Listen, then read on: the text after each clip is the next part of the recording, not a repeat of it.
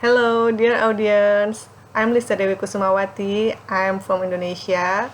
I'm a Magister Management student, Faculty of Economics and Business, University of Indonesia. First, I would like to thank Asian Scholar Network for arranging this conference so that I can present my paper in the second Kuala Lumpur International Multidisciplinary Conference on Social Science and Engineering. This paper is a joint project. I conducted this paper under the supervision of my professor, Mr. Imo Ganda Kusuma from Faculty of Economics and Business, University of Indonesia. Let's move on the introduction of my paper. As we all might know, the COVID-19 is very infectious disease. Many authorities in this world implemented measurement to prevent the spread of this disease. But the measurement intended to save people's lives also have the side effect. It is negatively affect the economic at large. The aviation industry is one of the industries that is affected by this COVID. It is estimated that by 2020, the aviation industry in this world is having a decreased revenue by 60% compared to 2019. The ground handling industry is part of the aviation industry. PT ABC, the largest ground handling in Indonesia, is having 42% drop of revenue in 2020 compared to 2019. As I explained before, PT ABC's total revenue in 2020 is decreased up to 42% compared to the previous year. In this graphic, it is clearly shown that the gray line, which is the monthly total revenue of PT ABC in 2020, is deviated far away from the blue and orange line, which are the monthly total revenue of 2018 and 2019. The downward sloping of monthly total revenue in 2020 began in February until May, and then it slowly rise until December, but did not come back to the 2019's level. To overcome business situation that is not normal, complex, and unstable, we need to carefully formulate a strategy. If we make mistake, the company might go bankrupt. That's why we need to investigate the impact of the COVID-19 pandemic on the company performance. In short, this research aim is to examine the profitability, liquidity, and health of the PT ABC during COVID-19 pandemic. And the second aim is to depict the current strategic responses conducted by PT ABC to survive the crisis brought by the COVID-19 pandemic. This research adopted the qualitative method. The data is obtained from PT ABC, which is the largest ground handling operator in Indonesia, using financial data and management report from 2015 to 2020. In analyzing company growth, this research compared actual revenue growth during the 2015 to 2020 period to sustainable growth rate computed using Huygens model and Van Honest model. In inquiring about liquidity rate, this research measured current ratio, cash ratio, and net working capital. In measuring the company's health, this research applied enterprise health measurement as instructed by state-owned Enterprise Ministry of Indonesia. In depicting PT ABC's strategic responses, this research adopted Wenzel's classification. This is the sustainable growth rate computation using Huygens model, Van Honest model, and the actual revenue growth of PT ABC's for 2015 to 2020. Huygens and Van Honest calculation result is relatively similar, and this finding is consistent with the research finding by Fonseca et al.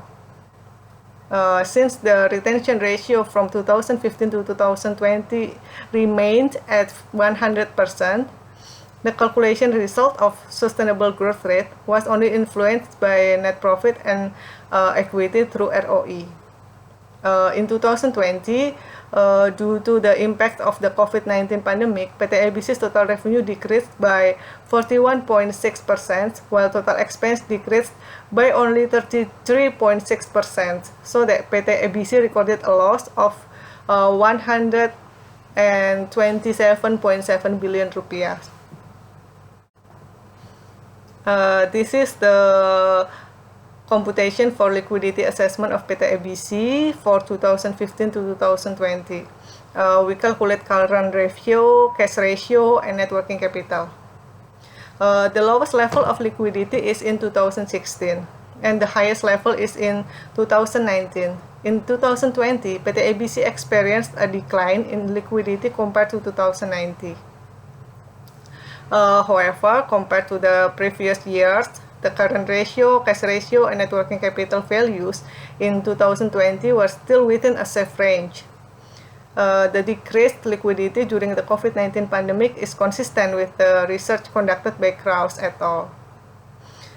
In the context of aviation crisis, the declining liquidity during aviation crisis was also consistent with the finding of Nolan et al. This is the result of calculation of enterprise health assessment according to the Ministry of State-Owned Enterprise of Indonesia's guidance for PT ABCs from 2015 to 2020. The highest performance was in 2017 and the lowest performance was in 2020. The main reason for this poor performance in 2020 was due to the COVID-19 pandemic. PT ABC's revenue dropped up to 42%, while the cost didn't drop at that much, thus resulting huge loss in 2020, causing negative ROE and then low performance of enterprise health. And this is the strategic responses taken by PT ABC to overcome the crisis brought by the COVID-19 pandemic. PT ABC did 3 out of 4 categories proposed by Wenzel. In retrenchment, PT ABC reduced the number of outsourced personnel up to 49%. PT ABC also closed LSW branch or Lok Sumawe branch due to the low number of flights and reduced training costs.